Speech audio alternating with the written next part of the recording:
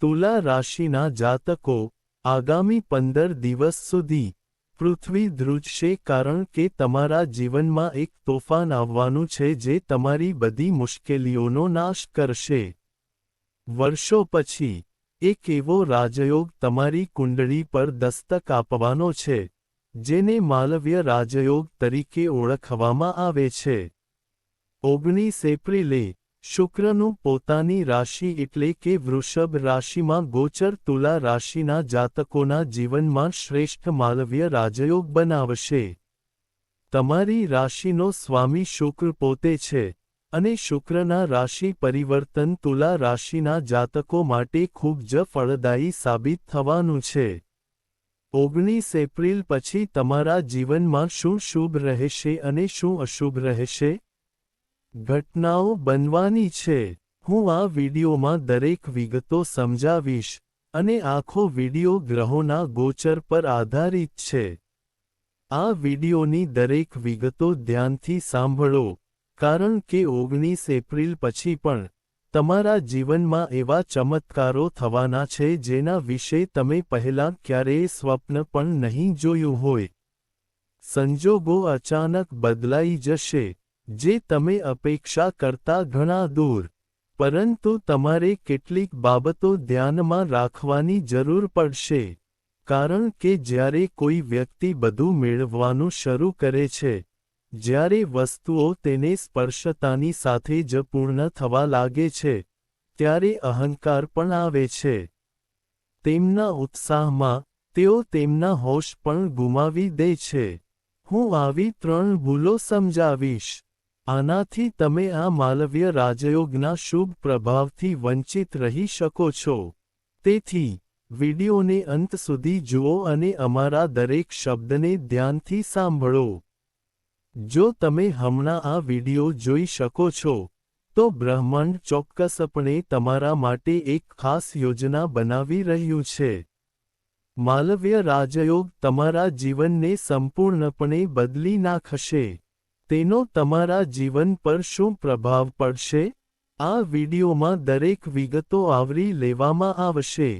પરંતુ તે પહેલાં વિડિયોને લાઇક કરવાનું ભૂલશો નહીં અને રાધે રાણીના સાચા ભક્તો ટિપ્પણી વિભાગમાં રાધે રાધે લખો. બાંકે બિહારી તમને આશીર્વાદ આપે. તમને ચોક્કસ મળશે. તુલા રાશિના લોકો 19 એપ્રિલે શુક્ર વૃષભ રાશિમાં પ્રવેશ કરીને તમારા 8મા ભાવમાં પહોંચતાની સાથે જ તમારા જીવનમાં 4 મોટી ઘટનાઓ બનવાની છે. આ શુભ ઘટનાઓ તમારા જીવનને એક જગ્યાએથી બીજી જગ્યાએ લઈ જશે.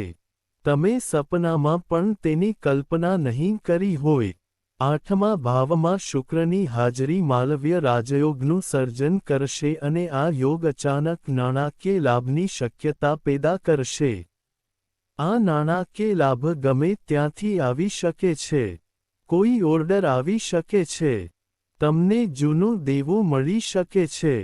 તમારાથી અલગ થયેલી કોઈ વ્યક્તિ તમારા જીવનમાં પાછી આવી શકે છે.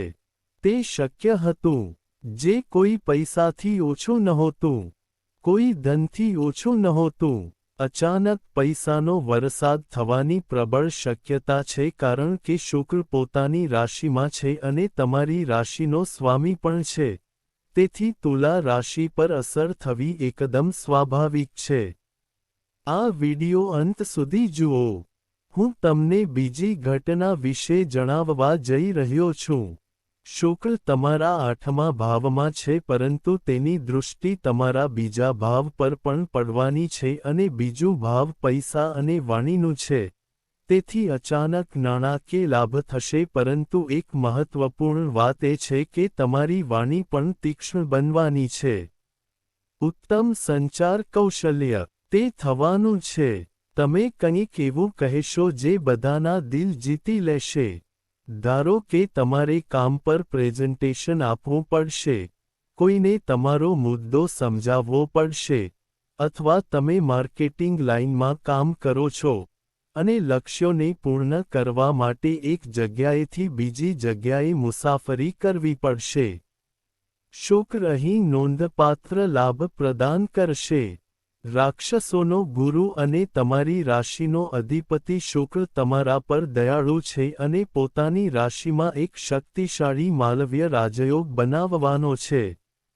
આ અચાનક નાણાકીય લાભ લાવશે અને તમારી વાણીમાં સારો વિકાસ કરશે. તમારી બોલવાની કુશળતામાં સુધારો થશે. તમારી શક્તિને કારણે તમે તમારી જાતને એવી રીતે સાબિત કરશો કે તમે બધાનું દિલ જીતી શકશો. આગળ રહીને તમે ઇન્ટરવ્યૂમાં પાસ થશો. આગળ રહીને લોકો તમારી સાથે જોડાવા માંગશે અને બધા કામ સરળતાથી થઈ જશે. તમારી સાથે થનારી ત્રીજી અને સૌથી મહત્વપૂર્ણ ઘટના. અમારી વાત ખૂબ ધ્યાનથી સાંભળો. આવી તક વારંવાર આવતી નથી. કારણ કે 19મી તારીખથી માલવ્ય રાજયોગ રચાય છે. આ યોગમાં મુશ્કેલ સમયને સારા સમયમાં ફેરવવાની શક્તિ છે. છેલ્લા કેટલાક સમયથી તમારા જીવનમાં ઘણા બધા ખર્ચા થયા છે. એક ખર્ચ પૂરો થતાં જ બીજો ખર્ચ દરવાજો ખટખટાવે છે. તે જ સમયે તમે તમારા પ્રિયજનો તરફથી દગોનો સામનો કરી રહ્યા છો.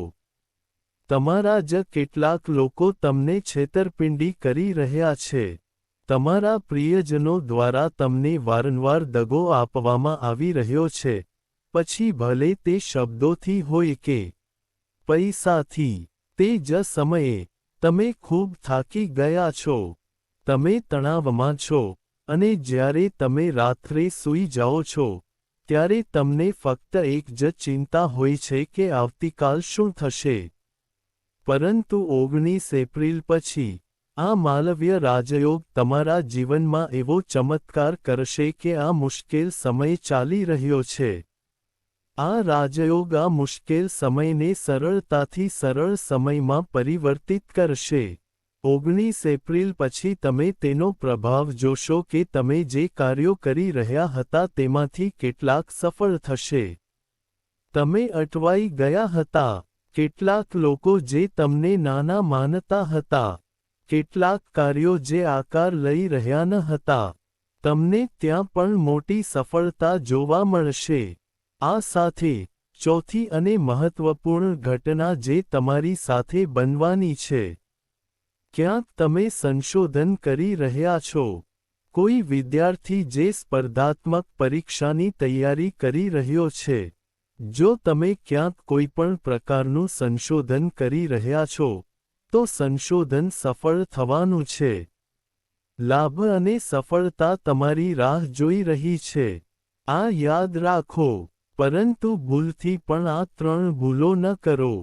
નહીંતર તુલા રાશિના લોકો, તમને આ ઉત્તમ રાજયોગથી કોઈ લાભ નહીં મળે. તે 3 ભૂલો કઈ છે? હું આ વિડીયોમાં દરેક ભૂલો વિગતવાર સમજાવીશ. પરંતુ સમગ્ર ગ્રહોની રચના સમજવા માટે આપણને કલાકોની મહેનત લાગે છે. જો તમે આ વિડીયોને લાઈક કરશો, તો આપણી બધી મહેનત સફળ થશે. અને ટિપ્પણી વિભાગમાં રાધે રાધે લવાનું ભૂલશો નહીં. ચેનલને સબસ્ક્રાઇબ કરવાનું ભૂલશો નહીં કારણ કે આ ચેનલ પર તમારી રાશિ સંબંધિત વધુ મહત્વપૂર્ણ વિડીયોઝ આવશે. તેથી સૌથી મહત્વપૂર્ણ બાબત એ છે કે તમારે પહેલી ભૂલ પર ખાસ ધ્યાન આપવું જોઈએ.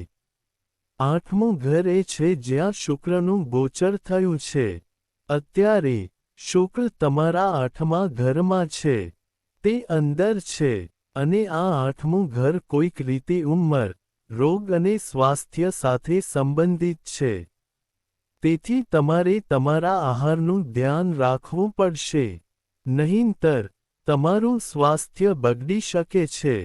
આ રિયાઝ યોગને કારણે, શુક્રના આ ગોચરને કારણે, તમારે 19 એપ્રિલ પછી તમારા આહારનું ખાસ ધ્યાન રાખવું પડશે.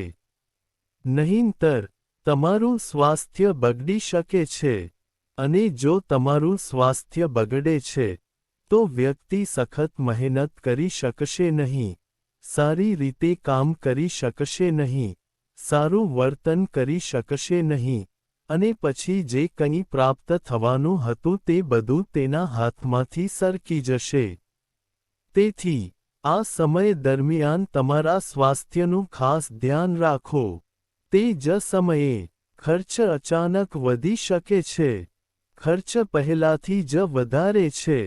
હવે શુક્ર ગોચર કરી ચૂક્યો છે અને બીજા ભાવમાં પણ દ્રષ્ટિ કરી રહ્યો છે. ખર્ચ વધશે. પૈસા આવશે પણ તમારા હાથમાંથી સરકી જશે. તમારે ત્યાં પોતાને નિયંત્રિત કરવો પડશે. તમારે પોતાને સમજાવવું પડશે કે આ તક વારંવાર આવતી નથી. જો તમને પૈસા મળી રહ્યા છે, તો તમે જેટલું બચાવશો તેટલું સારું. ક્યાંય પણ બિનજરૂરી ખર્ચ ન કરો. જો ઘરમાં કોઈ વસ્તુ નકામી પડી હોય, તો તેને પાછી ન ખરીદો કારણ કે જ્યારે પૈસા આવે છે, ત્યારે વ્યક્તિ ભાવુક થઈ જાય છે કે હવે મારે શું ખરીદવું જોઈએ? ઘરમાં આ વસ્તુ બગડી ગઈ છે, તેથી આપણે તરત જ તેને ખરીદીએ છીએ અને પાછી લાવીએ છીએ. ધારો કે તમે 4 લોકો વચ્ચે ભોજન કરી રહ્યા છો, તો તરત જ પૈસા ચૂકવી દો. તેઓ દેખાડો કરે છે. જો તમે દેખાડો કરવા માટે પૈસા ખર્ચશો, તો લક્ષ્મી આવશે. તે પણ નારાજ થશે. પણ જો તમે દરેક રૂપિયો બચાવો છો, તો તમારી પાસે એટલા બધા પૈસા હશે કે તમે તેને સંભાળી શકશો નહીં. હમણાં જ પૈસા બચાવવાનું શરૂ કરો. પણ તમારે કંજૂસ ન બનવું જોઈએ. તમારે જે કરવાનું મન થાય તે કરવું જોઈએ. જો તમને ખાવાનું મન થાય, તો તમારે ખાવું જોઈએ, પરંતુ તમારે બચત પણ કરવાની જરૂર છે. ત્રીજું, શુક્રનું પોતાની રાશિમાં ગોચર તમારા સંબંધોમાં ઉતાર ચઢાવ લાવી શકે છે. લાંબા સમયથી પાટા પરથી ઉતરી ગયેલા સંબંધોમાં વિવાદો વધી શકે છે. ક્યાંક મતભેદ થઈ રહ્યો છે તે ધ્યાનમાં લો. તણાવ હતો, કડવાશ હતી. તમારે ખૂબ જ સતર્ક રહેવું પડશે. તુલા રાશિના લોકો, આ વાત પર ખાસ ધ્યાન આપો કારણ કે સમય બદલાવાનો છે. હવે સરકાર બદલાવાની છે. પરિવર્તન ચરમ સીમાએ છે. તમારે ફક્ત દરવાજા ખોલીને સફળતાને તમારા ઘરમાં આમંત્રણ આપવાની છે. અને ભૂલથી પણ આ 3 ભૂલો ન કરો. અમે તમને જે પહેલી ભૂલ કહી છે તે છે તમારા સ્વાસ્થ્યનું ધ્યાન રાખો. બીજી ભૂલ છે બિનજરૂરી ખર્ચ ટાળવાની, અને ત્રીજી ભૂલ છે સંબંધોને કાળજીપૂર્વક સંભાળવાની. હવે અમે તમને એક ઉપાય જણાવી રહ્યા છીએ. આ ઉપાય કરવાથી રાક્ષસ ગુરુ શુક્ર વધુ પ્રસન્ન થશે. તે તમને અપાર આશીર્વાદથી ભરપૂર કરશે અને તમારું કામ કોઈ પણ પ્રયત્ન વગર પૂર્ણ થશે. પહેલા તમારે શુક્રના બીજ મંત્રનો જાપ કરવો પડશે. ઓમ શુંગ શુક્રાય નમઃ. ઓમ શુંગ શુક્રાય નમઃ. આ મંત્રની શક્તિ એટલી બધી છે કે શુક્ર એટલો પ્રસન્ન થશે કે તમારું કામ પૂર્ણ થવાનું બંધાય છે. આ સાથે તમારે શુક્રવારે દેવી લક્ષ્મીની પૂજા કરવી પડશે. આ સાથે તમારે ભગવાન વિષ્ણુની પણ પૂજા કરવી પડશે. બંને મળીને તમને લાભ આપશે. અને ત્રીજો અને મહત્વપૂર્ણ ઉપાય એ છે કે દરેક સ્ત્રીનું સન્માન કરો. દરેક સ્ત્રી લક્ષ્મીનું એક સ્વરૂપ છે. જો તમે તેનો અનાદર કરશો તો તમે ન તો લક્ષ્મી મેળવી શકશો અને ન તો તે તમારી સાથે રહેશે. સ્ત્રીઓ માટે આદર. જો તમે આ કરશો, તો તમને 19 એપ્રિલથી તમારા સપનાઓથી પણ વધુ ફાયદો થશે. તુલા રાશિના લોકો, જો તમને વિડિયો ગમ્યો હોય, તો કૃપા કરીને તેને લાઈક કરો. ઉપરાંત, આ ચેનલને સબસ્ક્રાઇબ કરો.